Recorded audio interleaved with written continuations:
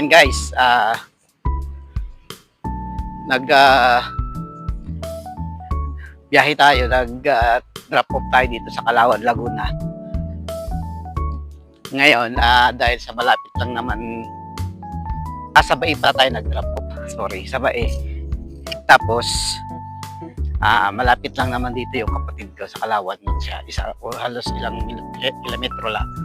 Kaya naisipan kong dumaan na rin dito. Alright. Kapagtanim na sila ng palay uli dito. Hindi bagong tanim ang mga palay. Lalakad tayo ng mga ilang minuto din to, mga 20 minutes din siguro itong lakad.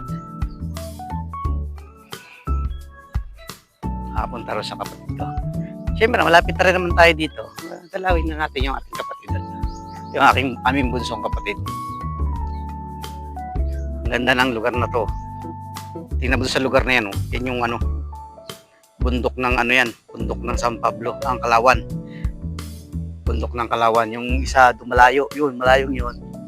Yung banda ron, bundok ng San Pablo yun. Ito Calauan yan. O, diba? Ganun lang.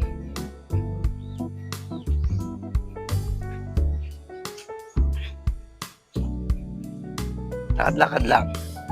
Ito talaga yung nagustuhan ko sa pag-lalala mo. Kasi pag pupunta ka dito, pupunta ka dun sa malapit dun sa lugar na pupuntahan mo, kumuha ka na ng booking. Para yung panggasolina, kumbaga, libre na. O, kita mo ako ngayon. Nag-drop off ako, nakakuha ko ng booking sa Bae, Laguna. O, Bae, Laguna, 350 yung pamasahe, yung binigay sa akin ni ate, kasi sabi niya, wag ko na raw sabayan. I-direct ako na raw. Wala nang kasabay. May rush yun, rush. Kapag rush, siyempre, nagpapadagdag tayo kasi lugi tayo sa biyahe kung walang dagdag, kasi 228 lang yung yung fare niya. O di ang ginawa ko 350. O di halos 100 plus din yung dinagdag. Pang gasolina na yon. O di yung kita natin maganda-ganda. O di ba? Alright.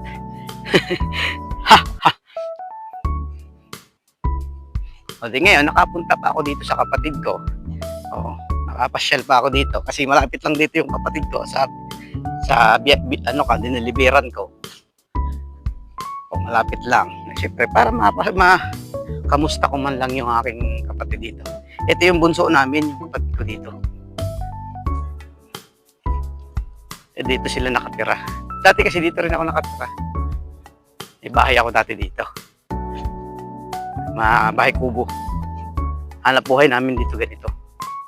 Pero ako nagpapabrika pa ako. Kwento ko lang sa inyo mga katropa.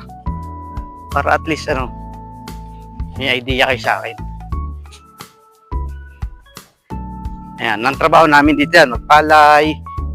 Isa, sumasama ako sa paggigiling ng palay, pagtitracer, pag-aani. Yan, mga trabaho ko dito dati noon. Pero ako may trabaho din naman sa pabrika dati. Ang kagandahan lang naman nito mga katropa, ganda ng lugar na to. Sobrang lamig ng tubig dito pagka madaling araw. Lalo na sa maga.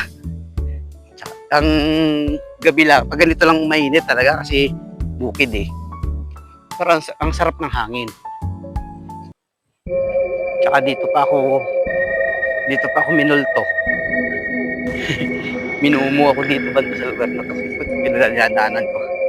Kasi dati nung ikwento ko rin sa inyo, nung napasok pa ako sa pabrika, lumalabas ako sa trabaho. Alas 4 ng madaling araw ako pumapasok. Tapos minsan umuwi ako ng pang umaga naman, pang gabi naman ako. Madaling araw ako umuwi. Nung papasok ako, gulat ako. Hindi ko alam kung ganun. Kung na-experience nyo rin to, pagkakarating ko doon sa dulo, Pag ay, kinikilabutan ako. Pagkakagaling ko ron sa dulo, sa may malaking puno, dinaanan ko ron. Paglagpas ko sa malaking puno, ando na naman ako sa dulo, sa simula, doon sa dinaanan ko. Parang hindi ka ako na alis doon sa gusto ko.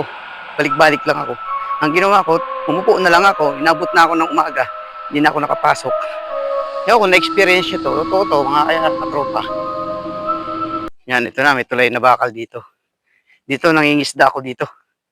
Nanguli akong tilapia at saka dalag. O, yan lang muna mga katropa, hanggang dito na lang. At syempre, kung hindi ka pa nakasubscribe, baka naman pwedeng makahiling ng isang subscribe dyan sa inyo at isang like para naman tayo laging nagkikita sa mga video ko. Ito pati mga ano na to, inupahan ng beer to. O, yan lang muna mga katropa. God bless you all. Peace out.